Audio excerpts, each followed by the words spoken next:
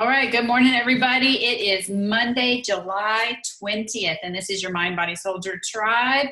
I'm Linda, and we got Michelle in Colorado and Tracy in Canada. We are all over the world. Isn't that cool? All right. So we're still reading The Power of a Praying Parent, and we are on day 15, Identifying God-Given Gifts and Talents. Ooh, this is one that's so close to my heart. It's identifying what talents and gifts that God gave to your children at an early age so that we can try and pray for them. Well, not try, but we can pray for them and cultivate them and this and that. And she starts out talking about her son when he was 4 playing the piano and how she knew that he was talented and that he had this gift for it, but he didn't want to do it, right? And so they fought and fought. And then, well, she ended up giving him an incentive for like a quarter every time he had to practice, and he never complained about it again. And then as he grew up, he went on to write music and play and, doing Christian music and all of that good stuff. And it brought back a big smile to my face because when my oldest daughter was,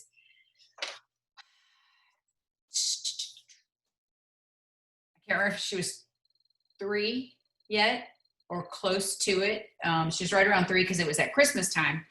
And for Christmas, she had gotten these pretty Dorothy Wizard of Oz red sparkly, dress up shoes, and they were so sparkly. And she, as Taylor as a little girl, she loved to dress up until she got to school, and then there was no more dresses. But she loved to dress up, but she also liked to play doctor. And she had also gotten her first kind of doctor kit for Christmas then, and it was like a little push cart, and it had like a little syringe and the stethoscope and stuff like that. And she, after she had gotten everything, she went upstairs and to her room, and she came down a little bit later, and it's like this image is burned into my brain.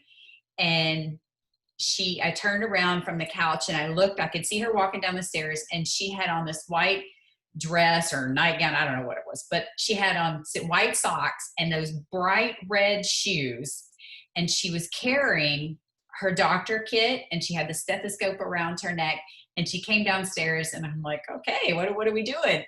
And that was when, she told me that she wanted to be a doctor. And of course, a lot of like kids, they want to be a doctor, but she says, no, I'm going to be a doctor. And I was like, okay. And it never, ever, ever wavered in any way whatsoever. I mean, never at one point in her life did she ever say, I'm really interested in learning about this, or I've thought about this. Never. Every birthday, every Christmas, everything, it was, what kind of doctor stuff could she get, or books or crayons? So we always kind of facilitated that in, buying cool presents and stuff like that. And I remember when September 11th happened, 2001, and the towers, came down, and she, at one point, so we were watching with the TV, and the kids, were just stunned at everything was happening. And she turned around and she says, she said, if I ever said anything about wanting to be president, I'm going to take that back. I don't even know where that came from, right? But it was so funny. She's like, I'm going to take that back. Let's forget it. But I'm still going to be a doctor, and she was only like 9, 10 years old when that happened. And it never, ever wavered, not even one time. And so I look back at my other kids and thinking, okay, did I do anything to help facilitate them? And my oldest son, Stephen, he is the caregiver. I mean, that boy takes care of everybody. And so I always try to facilitate him in some way of doing that. So he used to coach my daughter's or his sister's soccer team, and he babysat growing up. He is so good with kids, and he worked with Down syndrome children, babysitting for them. But I could never get him into a career working with kids. And he's even been asked, by, he did some training with FEMA and stuff, and he was asked by them to do some more onboarding and maybe think about a career in medical assistance, things like that for people. It's just something he would be good at. He never did. He ended up in the tourism industry, but now that that's going bankrupt, he's working as a security guard, as a supervisor, helping people. So at least he's still helping people. He gets that from his mom. As for my youngest kid, I don't know. I never really saw a clear direction in my youngest one. So I just kind of let him do everything. We'll see what happens. So I am curious, Tracy, what was your childhood like in terms of, do you remember any ideas or thoughts about what you wanted to do when you grew up? Maybe not just career, but just in life-wise. I don't. Well, I do. I have a memory of when I was younger, and I don't even know why I wanted to do this, but for like the longest time, I wanted to be a lawyer. I wanted to be not just a lawyer, I wanted to be a corporate lawyer, and I don't know where I got it from. There's nobody in my family. I have no idea. I don't know where in my childhood I picked that up from, but I'm not a corporate lawyer, everyone. I let that kind of go to the wayside, but I will say this. For as long as I can remember and as young as I can remember, I was singing. Like I was always wanting to join plays, and I wanted to do the singing parts, and I wanted to be in choir, and I was always singing. And I don't know, 10 years ago now, I joined a band. And so I'm not making a career out of it necessarily, but when you brought up like stories of Taylor and things that you've bought her for, presents and special occasions, I always got things related to music. So I always got music books and microphones and speakers and like little fun things for me to use as a child. And it really just helped facilitate that love throughout my childhood and into my adolescence. And it wasn't like I always thought I'm going to be in a band, but it was always in the back of my mind that I dreamed about, like, that would be so cool. I just didn't have that confidence in myself until, later in my years. But I think that would be the one thing I can relate to, when it was my parents really like supporting that little love, that little like dream kind of thing. Yeah, it is cool. When you look back, and wouldn't it be neat if instead of waiting for, instead of people having to wait till they get older to look back and think about, oh, I used to like this, is if as parents we could pray more about what we want to facilitate in our children, or even our partners, and finding what it is that they want to do, that fulfills them. Because a lot of times you can trace it back to childhood. And of course, we didn't even have, you didn't have counselors when I was a kid, right? You had psychiatrists, but that here nor there. And I used to want to be a lawyer too, and I think that was because I always argued very well. I'm manipulative. Very much, maybe not very well, but I always argued. Right. And it wasn't so much arguing and needing to be right or anything like that. For me, it was always a matter of, I very much believe in the law in certain ways, and I want people, okay, no, this is what the law said. This is interpretations. This is very a lot of black and white thinking, up here in my head. And so I love that. But the funny part was that from the time I was very, very little, my mother started having mental health issues.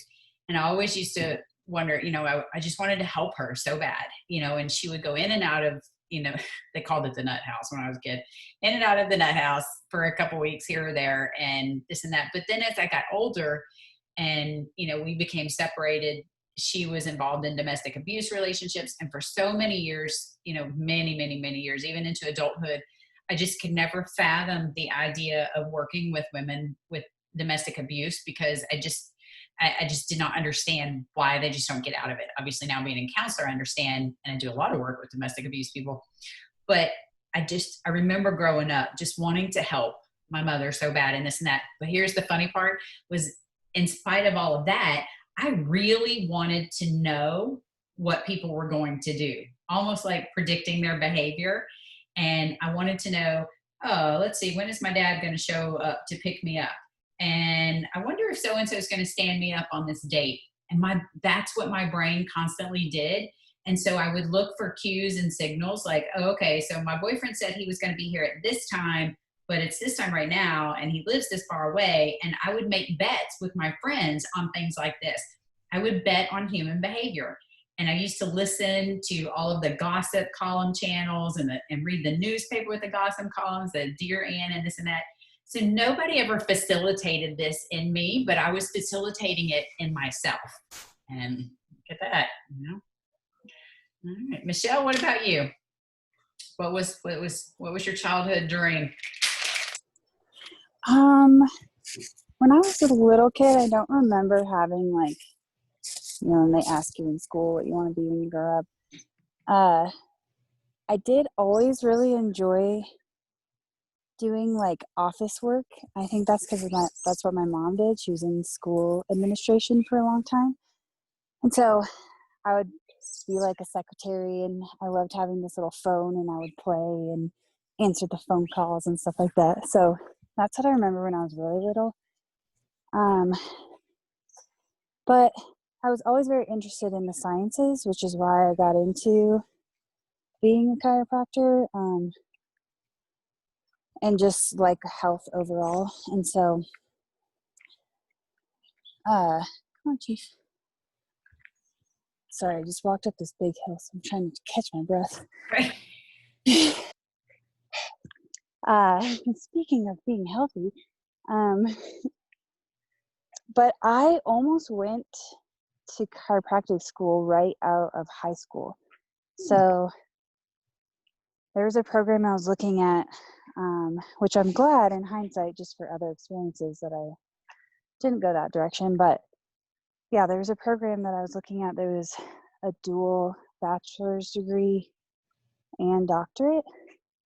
And so yeah, I was very interested, like toward the end of my high school years. I knew that's like the direction that I wanted to go in, be part of like preventative medicine kind of stuff.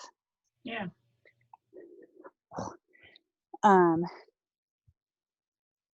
But yeah, so then I just kind of cultivated that through the classes that I took, the research I was involved in my college years, and then just stayed on that same path, just a different timeline. So I got my bachelor's separately and then went and did my doctorate. But I like helping people. That's always been in my nature.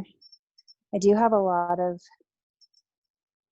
like health related fields, mostly nurses in my family. My grandma was a nurse, and my aunt and some of our really good family friends. So that was always something that I was surrounded by as a kid as well. Yeah, there you go.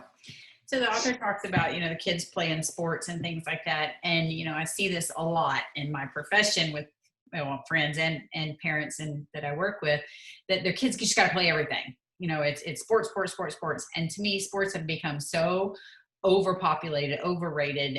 You know, it's just kind of a ridiculous thing because it causes so much stress and frustration for parents now. We've tried to make it like professional adult sports. And, you know, is it really that important that your children play sports? And I know for me, it wasn't that important that my children play sports. It was important that they did something that they enjoyed. So I tried to let them pick or just introduce them to stuff when they're like 4, you know, t-ball, things like that. But I never let them quit. You know, if they agreed to the season, they finished the season, you know, unless there was a safety issue. But, you know, so I was never going to facilitate that, cultivate, you know, I mean, that you're going to, that it's okay to quit, you know. So hopefully now as adults that they persevere even when they want to quit. So raising your kids to identify God-given gifts and talents. And the prayer lesson for today, I think, is to pray so that we can see what our children's talents are and to, you know, kind of pushing in them or facilitating them in that direction. Very good. Let's do a prayer. Dear Lord, I thank you for the gifts and talents you have placed in my children. I pray that you would develop those gifts in them and use them for your glory. Make them apparent to them and show me specifically if there is any special nurturing, training, learning experience, or opportunities I should provide for them. May their gifts and talents be developed in your way and in your time. Your word says, having them gifts differing according to the grace that is given to us, let us use them. Romans 12:6. As they recognize the talents and abilities you've given them, I pray that no feelings of inadequacy, fear, or uncertainty will keep them from using them according to your will. May they hear the call you have on their life so that they don't spend a lifetime trying to figure out what it is or miss it altogether. Let their talent never be wasted, watered down by mediocrity, or used to glorify anything or anyone other than you, Lord. I pray that you would reveal to them what their life work is to be and help them excel in it. Bless the work of their hands, and may they be able to earn a good living doing the work they love and do best. Your word says that a man's gift makes room for him and brings him before great men. Proverbs 18:16.